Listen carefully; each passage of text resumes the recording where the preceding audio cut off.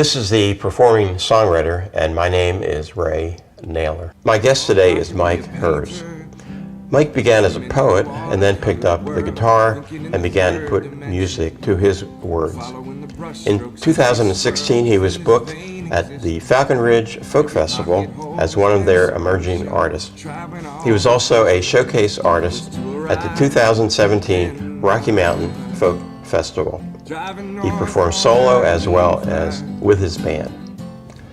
I'll be back in a few minutes to talk to Mike, but here he is singing one of his original songs here on The Performing Songwriter. My name is Mike Herz, and this song is called Hiding from the Heat Wave.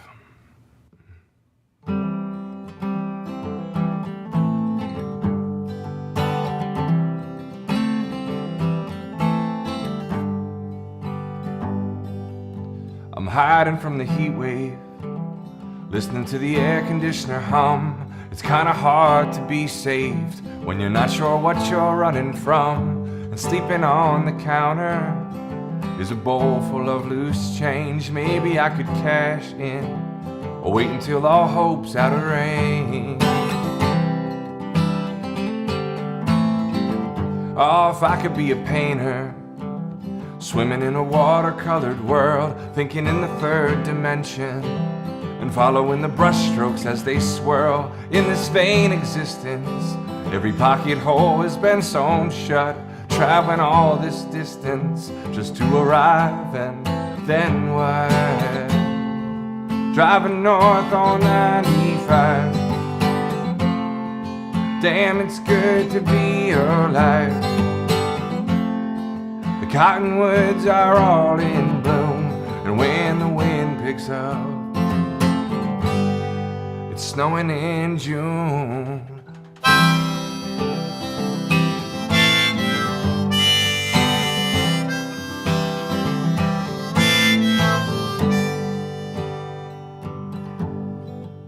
You better hold on to the good ones, 'cause the real love's hard to find. And lately I've been sifting through all the things that blow my mind. How we built the Lincoln Tunnel beneath the Hudson River bed, and if we drove off of this drawbridge, would we both just end up dead? Or could we climb out of the window like in all those movie scenes and make it to the surface while the water swallows the machine? Driving north on 95. Damn, it's good to be alive. The cottonwoods are all in bloom, and when the wind picks up, it's snowing in June.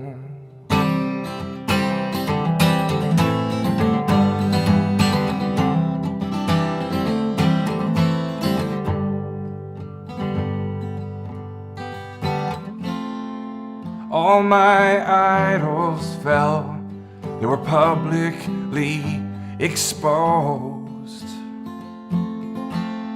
The bluffs that line the island walls with time and wind erode.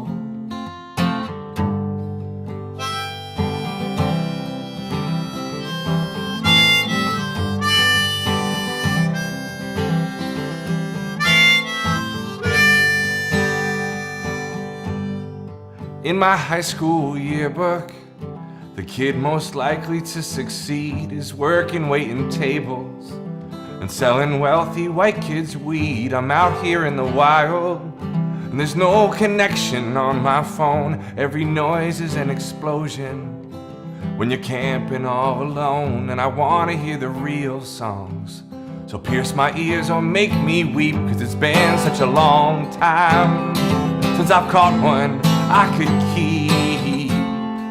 Driving north on 95.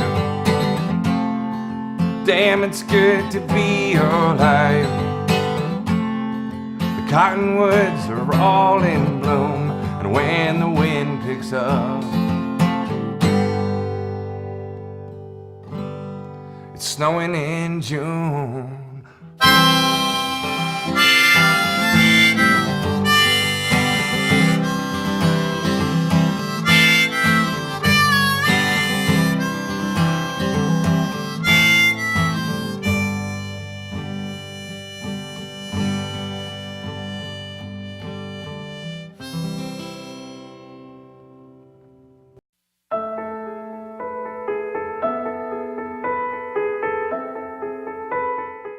Mike Herz, thank you. Thanks for having me. Oh, yeah. Pleasure to be here. I love your songs. What was the name of that first song you just did? Hiding from the Heat Wave. Okay. Now, you haven't been a songwriter for that long. No, not in... Relatively. No, not the normal route. Explain how that came about. Well, I was your typical, I wouldn't say jock, but I was a lover of basketball and sports in my high school days. But I always, in the back of my mind, had a real love for music, and especially songwriting, and a great turn of phrase and a great lyric when I heard it. So it wasn't until after I finished playing in college that I really started exploring playing the guitar. So I was moving towards my mid-20s, but I loved it. I hit the ground running. And you originally did more poetry, correct? Right. Yes. I entered a poetry contest, and it placed in the top 3. I forget the details of it, but I got to write a chapbook of 40 poems. And I had a friend do some artwork, and it was very exciting for me. And I remember showing it to my friends, who were mostly athlete types, and they looked at me with a kind of a unenthused response. And I realized that maybe I could, these would be better off as songs. That was my initial feedback. I'm like, you know what? It's kind of hard to get people just to read poetry if you are looking for them to really be engaged, at least with my group. So that's kind of inspired me. Okay. Now you tour at times. This is a question I might ask anyone that does some touring. Now, how do you balance your touring with the rest of your life? Well, that's a great question. That's really why my last album was called The Acrobat. It's really, it's a metaphor for that. It is not an easy thing to do. There's when I first got into touring and going on little runs, or even going further out west or down to Texas to play, it was very exciting, but it was very difficult to maintain my balance with my responsibilities and home life. So I realized quality over quantity as I've gotten older is more important. I think the invention of the internet and Google Calendar, I can kind of look ahead and plan accordingly. So I think short and concise bursts of shows is the way to go, for me at least. And you're a teacher, right? I'm a teacher, yeah, in high school. Okay. They always say that song lyrics are different than lyrics in a poem. Yeah. Is that true for you? I think in some cases, especially like traditional sonnets and Shakespeare and things of that nature, British poetry, but I think it's pretty easy to take certain parts of poetry. I don't think it's easy to take a poem and just put a melody to it, but I think pieces of poetry could certainly be turned into lyrics and phrases. Okay. Now I remember reading, I guess in your bio, that when you write songs, you kind of leave some space for people to interpret the song. And it reminds me of Eric Taylor. I was at a songwriting thing that he ran one time, and that's what he said. So explain that. Yeah, I think, one of the things that caught me early on was some of Bob Dylan's early songs. After he became kind of well-known in the folk world, those more stream of consciousness songs, I thought they were so beautiful. I still think they're so beautiful because they're open to interpretation. It might mean something different to me than it means to the next person. And I think there's a timelessness in that, for sure. Okay. Now, in addition to performing solo, you played in a duo with Emily Barnes, who was actually a guest on here some time ago. And you also either have a band or you're developing a band now. How do you approach each separate type of format? Well, I think for me, it's very picky. Emily and I kind of met by just like life, and we're in the same area. We're both starting out, and we just had a really nice chemistry. But as far as now playing with a band, sometimes I play with a trio. Coming up, I'm playing a show with a full band. That's more of, for me, been more of a professional, and as a band leader, since they're my songs, thinking about what pieces would fit right, and having to give directions, much like in teaching, kind of organizing and being able to kind of give constructive criticism or feedback, and mostly it's about communication. That's what I found. I just thought to ask you this. Do you think being a teacher helps you in your performance style? I think it helps me in not being as nervous maybe as maybe someone else in a similar situation would be. Because I'm in front of people all the time. I'm in front of, being in front of 22, 18-year-olds who see that it's almost the end of the day and want to leave, and trying to keep them on task. That's enough to scare you. That's a tough audience. So I can deal with people, just trying to get them to listen to a song anytime. We're going to listen to some more of your songs. And before we do that, I'm going to play a part of a video of our next guest. And her name, and to make sure that I pronounce it right, Sharon Bousquet. It's a French name. And this song is called The Only Game in Town. So we're watch and listen to this. And then Mike will be back singing again some of his songs. If she leaves because you're angry, if you leave because you're scared, if a deep frustration lingers on the tongue, oh, if you dare speak in pain to thoughts unbridled, no restraint, smoke over walls, all the cards will fall, all the cards will fall.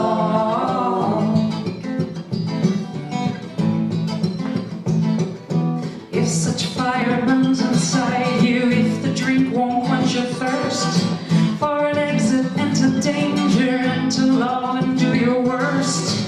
Do you speak in tongues, my dervish, hankered for a barroom row? All the cards will fall, all the cards will fall.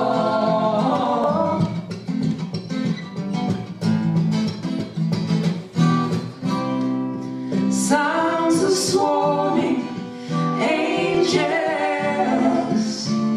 around your head a siren's call. Down the road to a stranger, find the eyes of love. After all,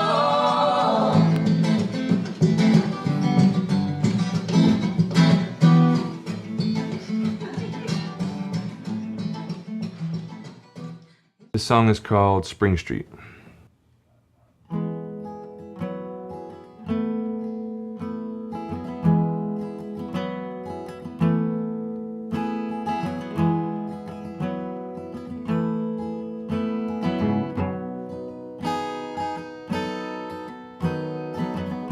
Well, these antique street lights, they decorate the dead night. And even at its height, it was dying. Walking down after school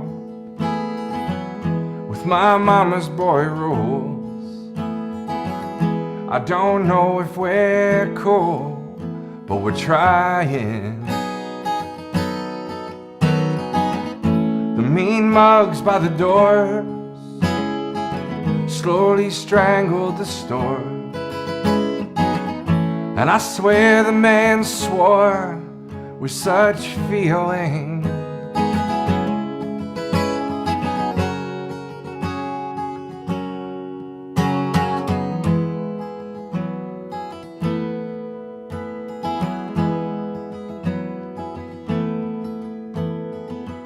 I can still hear the sound when the church bells would pound. There are ghosts in this town, and I feel like one of them. In my mind there's a picture, the way things should have been. What remains are the stains of the days that came since then.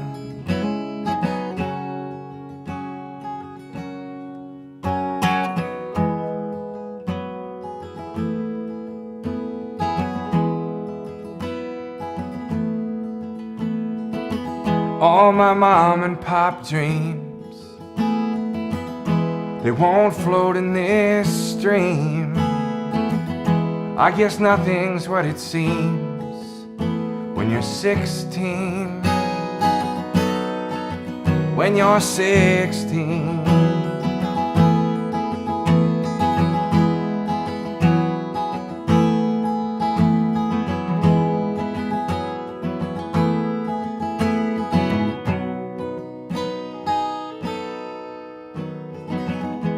Many moons came and went. Now the store's there, all for rent. We never wasted time spent down on Spring Street. Down on Spring Street. Down on Spring Street. Well, down on.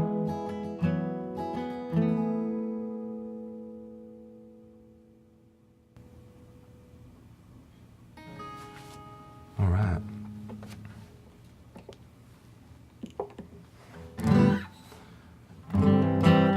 This next song is the title track of my last album. It's called The Acrobat.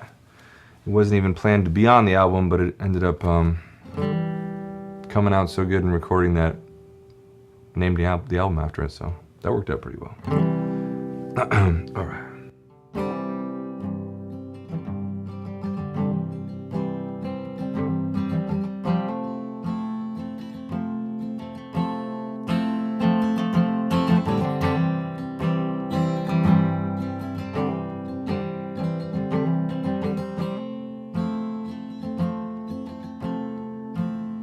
I am the acrobat. I'm a man of many hats from high above the ground. I watch the people settle down and I swing back and forth, to and fro. I am the acrobat and my grip is slipping slow.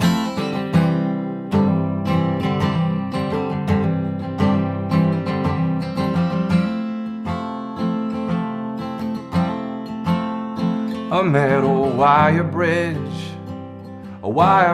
and a balance beam with every cautious step. The threads are pulling at the seams, and I cannot go back. There's no return from whence I came, and even if I could, well, it would never be the same.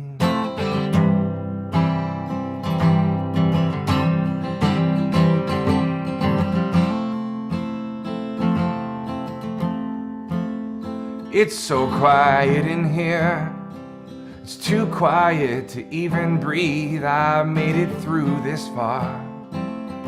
Now there's no safe way to leave, and these death-defying acts, they're not built for everyone. With my head in the sky, my feet on the ground went numb.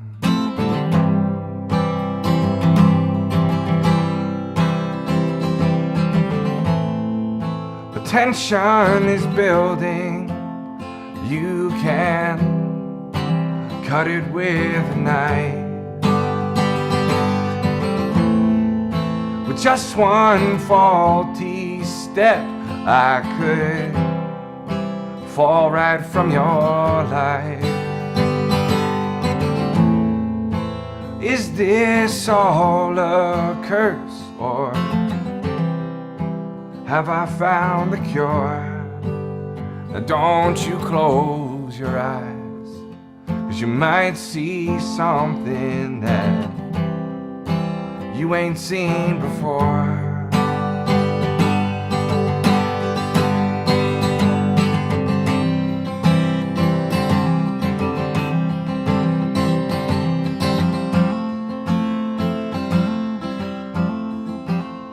The one who misses me, she's staring out a window pane. Some people go for it, and some people complain. The men that I've known most, they've maneuvered mildly, but I am the acrobat, and you could wave goodbye to me. You can wave goodbye. You can wave goodbye. You can wave goodbye. Wave goodbye.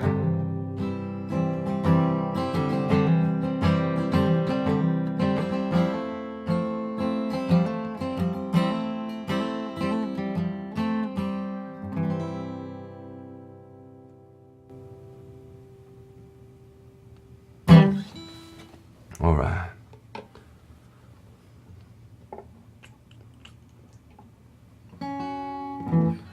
Play a new song for you guys. This is one that'll be on my next album.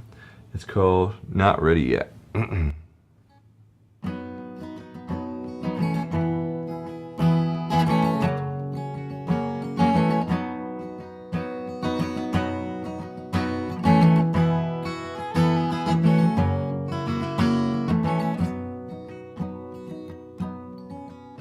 It's the eve of destruction, they're dropping the bomb. The countdown is rolling, go sound the alarm. And break out the black book where the secrets are kept, on a library shelf where the floor is unswept. All we are is what we say. When the camera's on and the publicist is paid, the odds are out now. You better place your bet. I am not scared of death, but it's hard to digest, 'cause I'm not ready yet.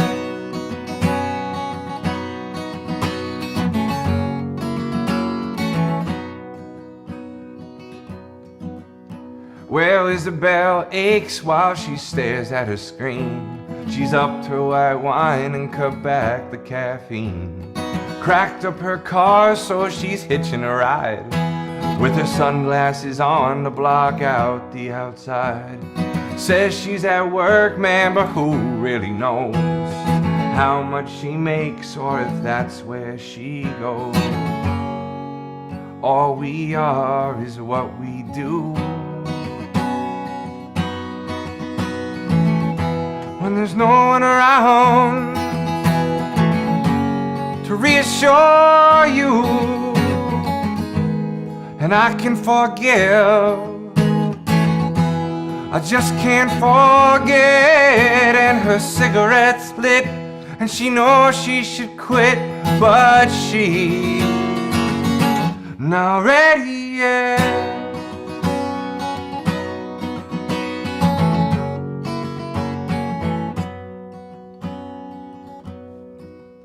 Well, my town is a time warp and out-of-date scene in sepia tones on a rag magazine. And the flag on the pickup means that hate's still alive, and it's heard between hiccups from the drunks at the dive. Their mouths are so big, their perspective so small.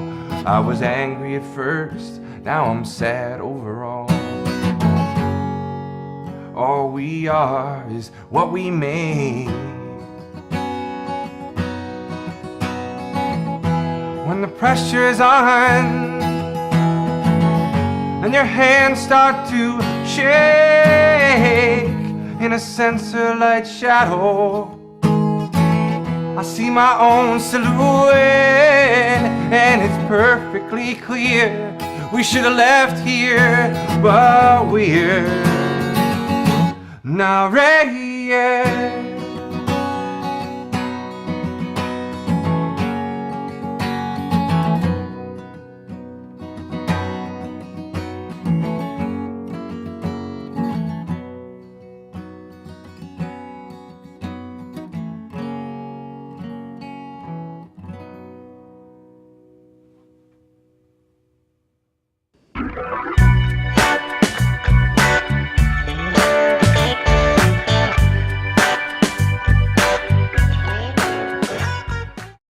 That was a slide of some of our future shows in the next month or two, so join us then.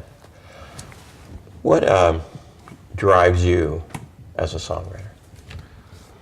I think one of the beauties about writing songs or painting, sculpting, any form of art is the unlimited possibilities, and there's really no age limit on it, and there's no timetable, and just to see where inspiration leads me, and as long as I'm growing as a songwriter and as a performer, and have an open mind to new possibilities, that's what drives me, to see where the career the path is going to go, really, and to keep doing it, really. Okay.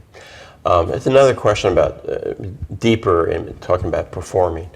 To me, anyway, a good performance, you want to reach the audience on an emotional level. How did you develop that piece?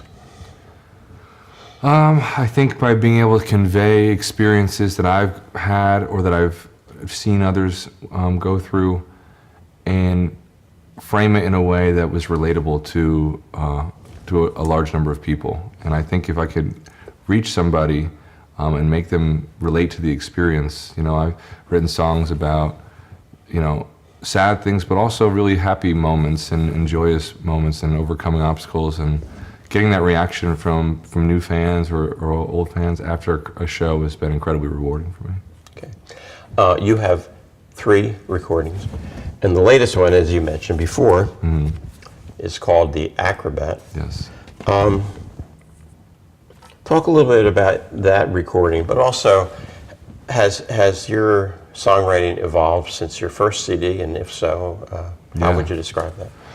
My first album was really my first batch of what I thought was at the time quality songs. Now I look back and I think maybe some of them shouldn't have been on there, but I'm so cool with it.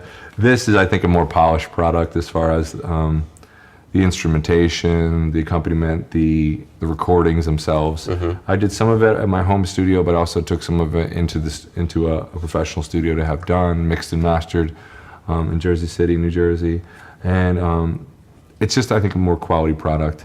I think the album, as I mentioned before, is really about that balance in life. And I myself, going through some life changes as I was writing these songs, I think it captures a time in my life that I'll always look back on. Okay. Somebody wants to learn more about you and your music. What is the best way for them to do that? My website, MikeHerzmusic.com, Herz. It's always updated. Facebook as well, Facebook.com/MikeHerzmusic. I always have posting about upcoming shows or new products and things like that. There's Instagram now. There's Twitter. There's Google. How do you find time to do anything with all that? You could just sit there and do nothing all day if you want to. It's dangerous. But yeah, I'm easy to find. As long as you don't confuse me with Herz Rent-A-Car or the potato chip. Okay. Mike Herz, thank you very much. Thanks so much for coming on. Thank you. And we'll be back in maybe about 2 weeks with Sharon Bousquet.